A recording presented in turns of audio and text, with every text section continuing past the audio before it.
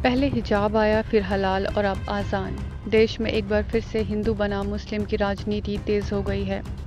कर्नाटक में हिजाब से शुरू हुई सियासत दिल्ली में दुकान बंद कराने के मसले से आगे बढ़ी और अब रमज़ान के महीने में अजान तक पहुंच चुकी है।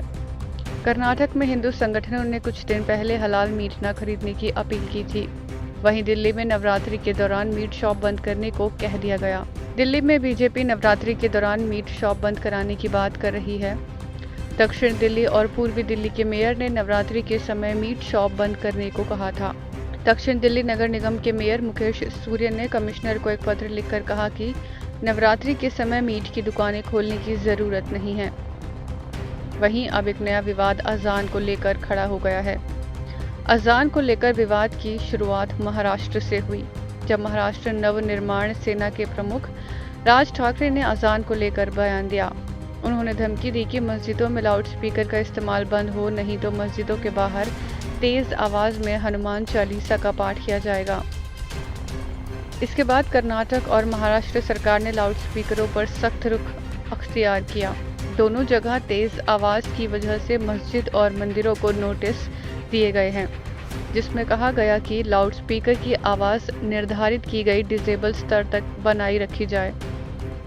अजान विवाद पर सियासी शोर तेज होता जा रहा है। कर्नाटक से उठा शोर दिल्ली यूपी तक गूंज रहा है और अब ऐसे मामलों पर भला कांग्रेस कैसे पीछे रह सकती है। कांग्रेस नेता राहुल गांधी ने तो इस विवाद को हिंदुस्तान की एकता पर चोट से जोड़ दिया है। अजान विवाद पर बोलते हुए राहुल गांधी ने कहा कि हिंदुस्तान को बांटा जा रहा है। देश की हालत बहुत ख़राब है, नफ़रत फैलाई जा रही है और देश को बांटा जा रहा है और ये हम सबके सामने ये लड़ाई है। देश को हमें एक साथ लाना है, एक बार फिर भाईचारा जो हमारा इतिहास है, हमारी हिस्ट्री है, उस पथ पर फिर से चल रहा है। जिस देश में हार्मनी नहीं होती है, शांति नहीं होती है, उस देश में महंगाई बढ़ेगी, उस देश में नफ़रत बढ़ेगी, इकोनॉमी चल ही नहीं सकती है, रोज़गार मिल ही नहीं सकता। अगर देश को मजबूत बनाना है तो सबसे ज़रूरी चीज़ शांति, हार्मनी ये है। और बीजेपी के लोग सोचते हैं कि नफ़रत फैलाकर, लोगों को डराकर, लोगों को मारकर इंडिया की, हिंदुस्तान की इकोनॉमी को स्ट्रेंथन किया जा सकता है। गलतफहमी में है। गौरतलब है कि सुप्रीम कोर्ट इस मामले पर कई बार आदेश जारी कर चुका है। कोर्ट के मुताबिक इंडस्ट्रियल इलाकों में दिन में 75, रात में 70 डिसेबल, कमर्शियल इलाकों में दिन में 65 और रात में 55 डिसेबल की अनुमति है।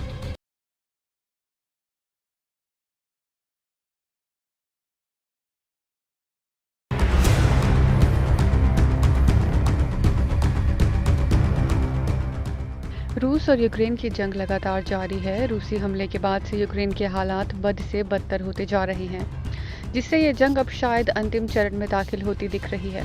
रूस के बाद अब तक यूक्रेन में तबाही की किश्तें जारी कर दी हैं।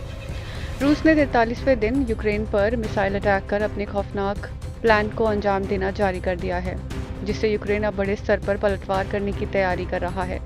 यूक्रेन को शक है कि पुतिन एक नई तबाही का इंतजाम करने में जुटे हैं। लिहाजा यूक्रेन ने अपने 3 शहरों को तुरंत खाली करने का फरमान जारी किया है। ये 3 शहर हैं खार्किव, लुहांस्क और दोनेत्स्क। यूक्रेन सरकार की साफ चेतावनी है कि इन तीनों शहरों को लोग तुरंत खाली कर दें या फिर अपनी जान की जिम्मेदारी खुद लें। दूसरी ओर बूचा में रूसी सेना के नरसंहार से पूरी दुनिया में गुस्से का माहौल है, जिसको लेकर संयुक्त राष्ट्र मानवाधिकार परिषद से रूस को बेदखल करने को लेकर संयुक्त राष्ट्र महासभा की बैठक बुलाई गई, जिसमें रूस को बड़ा झटका लगा है। बूचा शहर में रूसी सैनिकों की बर्बरता सामने आने के बाद रूस को संयुक्त राष्ट्र मानवाधिकार परिषद से निलंबित करने का प्रस्ताव संयुक्त राष्ट्र महासभा में पास हो गया।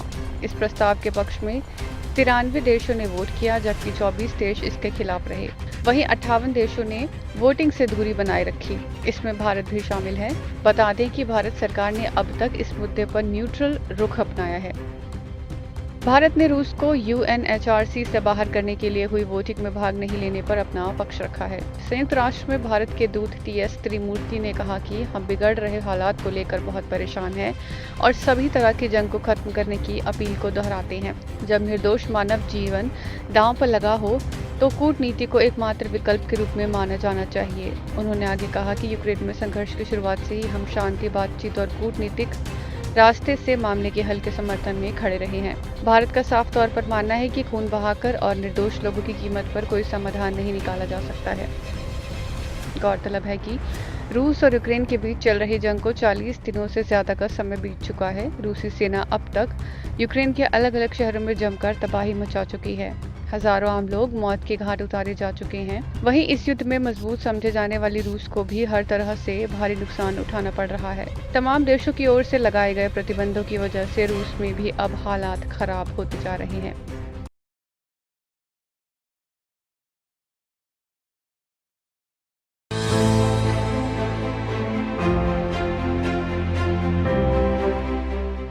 सुप्रीम कोर्ट के सुपर ओवर में इमरान खान हिट विकेट हो गए हैं। सुप्रीम कोर्ट ने इमरान खान को झटका देते हुए अविश्वास खारिज करने के डिप्टी स्पीकर के फैसले को असंवैधानिक बता दिया है। इसके साथ ही अदालत ने नेशनल असेंबली को भंग करने के फैसले को भी असंवैधानिक करार दे दिया है। चीफ जस्टिस ने कहा कि 28 मार्च को अविश्वास प्रस्ताव को मंजूरी दी गई थी, लेकिन 3 अप्रैल को डिप्टी स्पीकर ने उसे खारिज कर दिया, जो कि असंवैधानिक है। 4 दिन तक चली सुनवाई के बाद सुप्रीम कोर्ट की 5 जजों की बेंच ने 5-0 से ये फैसला सुनाया है। सुप्रीम कोर्ट से मिले झटके के बाद अब इमरान खान ने कैबिनेट की मीटिंग बुलाई है, जिसके बाद वो पाकिस्तान की जनता को संबोधित करेंगे। माना जा रहा है कि इसके बाद इमरान की पार्टी पीटीआई के सांसदों और विधायकों के सामूहिक इस्तीफे का ऐलान हो सकता है। यही नहीं, इमरान की पार्टी अपनी सरकार को गिराए जाने के खिलाफ और भविष्य में बनने वाली नई सरकार पर दबाव बनाने के लिए देश भर में जोरदार प्रदर्शन का भी ऐलान कर सकती है।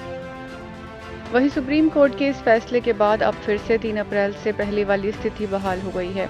ये सब होने के बाद अब शनिवार को नेशनल असेंबली का फिर से सत्र बुलाया जाएगा। इस सत्र में फिर से अविश्वास प्रस्ताव को पेश किया जाएगा, जिस पर वोटिंग होगी। अविश्वास प्रस्ताव में इमरान खान का हारना लगभग तय माना जा रहा है। अगर इमरान अविश्वास प्रस्ताव हारते हैं तो उन्हें ये इस्तीफा देना होगा। सुप्रीम कोर्ट ने आदेश दिया है कि अगर अविश्वास प्रस्ताव पास होता है और सरकार गिरती है तो जल्द से जल्द नए प्रधानमंत्री का चुनाव कराया जाए, ताकि सियासी संकट को दूर किया जा सके।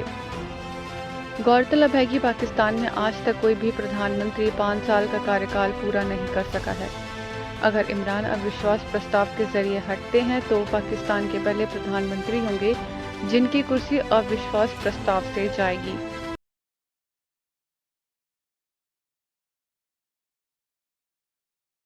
देश में बढ़ती महंगाई के बीच तमाम लोग परेशान हैं। ऐसे में हमारे साथ बातचीत करने के लिए मौजूद हैं कांग्रेस के वरिष्ठ नेता तारिक अनवर साहब। तारिक साहब, महंगाई चाहे वो पेट्रोल के हों, डीजल के हों, अब सब्जियों में नींबू के दाम जिस तरह से बढ़ रहे हैं, उसको आप कैसे देख रहे हैं? देखिए, जब पेट्रोलियम पदार्थों की कीमत बढ़ती है तो ट्रांसपोर्टेशन की कीमत भी बढ़ जाती है ऑटोमेटिक। और जितनी ढुलाई हमारे यहाँ होती है हर चीज़ की, चाहे वो सब्ज़ी हो, सीमेंट हो, बालू हो, छड़ हो, या कोई भी आइटम ले लीजिए, वो ट्रांसपोर्ट के ज़रिए होता है, तो उसका असर उस आइटम पर पड़ता है, उसकी कीमत बढ़ जाती है। लेकिन हमारी सरकार को ये बात समझ में नहीं आ रही है, हमारे मोदी जी को भी ये बात समझ में नहीं आ रही है। और लगातार यूँ कहा जाए कि जब तक 5 राज्यों का चुनाव था, लगभग 137 दिन तक पेट्रोल की कीमत और डीजल की कीमत या गैस की कीमत नहीं बढ़ी। लेकिन जैसे ही चुनाव ख़त्म हुआ, परिणाम आए और उसके बाद लगातार कीमतें बढ़ रही हैं। तो ये इस बात को दर्शाता है कि सरकार अगर चाहे तो कीमत को नियंत्रण किया जा सकता है। जब 137 दिन नियंत्रण हो सकता है तो पूरे साल क्यों नहीं हो सकता है। अब एक बहाना है यूक्रेन और रशिया का, जबकि रशिया से जो हमारी पेट्रोल हमारे यहाँ आता है या पेट्रोलियम पदार्थ आता है, वो मात्र 3% आता है, बाकी हम दूसरे देशों से लेते हैं। तो ये बहानेबाजी चल रही है। असल में तो लोगों को लूटने का काम ये सरकार कर रही है। उनकी परेशानी से, उनके तकलीफ से कोई लेना देना मोदी सरकार को नहीं है। सीएनजी के दाम भी बढ़े हैं। इसी बीच तमाम ऑटो जो चालक हैं उन्होंने प्रदर्शन किया है जंतर मंतर पर। और नींबू आजकल एक बड़ा आप देख चर्चा का विषय बना हुआ है। 350-400 रुपये किलो नींबू जो है वो चला गया है। तो जनता को ये मुद्दे समझ नहीं आ रहे या सरकार जो है कहीं ना कहीं मैनिपुलेट कर रही है? देखिए, जनता को तो धार्मिक उन्माद में भटका दिया गया है।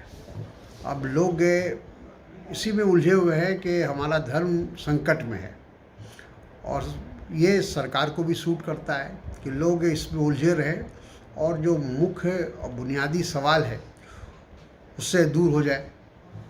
उसमें भाजपा और संघ परिवार काफ़ी हद तक कामयाब है कि लोगों को दूसरे कामों में उलझा दिया है।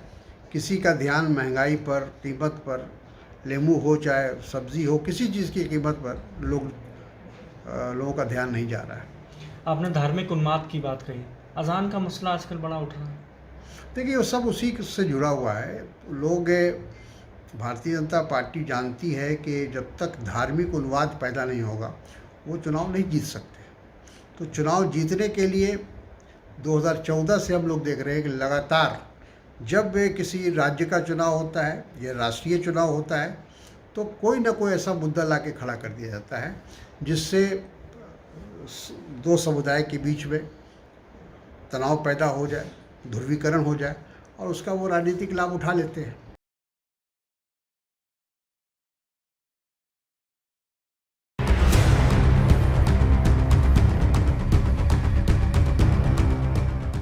कोरोना के खिलाफ देश में लड़ाई अभी भी जारी है। देश की बड़ी आबादी को कोरोना वैक्सीन की दोनों खुराक लगाने के बाद अब सरकार ने बूस्टर डोज पर बड़ा ऐलान किया है। स्वास्थ्य मंत्रालय ने बताया है कि 10 अप्रैल से 18 साल से अधिक उम्र के सभी वयस्क प्राइवेट वैक्सीनेशन सेंटरों पर प्रिकॉशन यानी बूस्टर डोज लगवा सकते हैं। बूस्टर डोज लगाने का यह अभियान इसी रविवार से शुरू होगा। 18 साल और उससे बड़ी उम्र वालों के लिए बूस्टर डोज का ऐलान करते हुए केंद्र सरकार ने कहा है कि जो लोग 18 साल से अधिक उम्र के हैं और कोरोना वैक्सीन की दूसरी खुराक के लिए 9 महीने का समय बिता चुके हैं, वे प्रिकॉशन डोज के लिए पात्र होंगे। यह सुविधा सभी प्राइवेट वैक्सीनेशन सेंटरों पर उपलब्ध होगी। जानकारी के मुताबिक देश में 15+ एज ग्रुप में से लगभग 96% को कम से कम एक कोरोना वैक्सीन लग चुकी है, जबकि लगभग 83% ने दोनों खुराकें ले ली हैं। देश में 6 मार्च से 12 से 14 साल के बच्चों का वैक्सीनेशन जारी है। गौरतलब है कि जहां एक और भारत में कोरोना के मामलों में कमी देखी जा रही है, तो वहीं यूरोप के कई देशों में कोरोना एक बार फिर से पैर पसार रहा है। WHO की ताज़ा रिपोर्ट में कहा गया है कि एक हफ्ते में कोरोना के 90 लाख मामले सामने आए, जिससे ये बूस्टर डोज की अहमियत काफ़ी बढ़ गई है।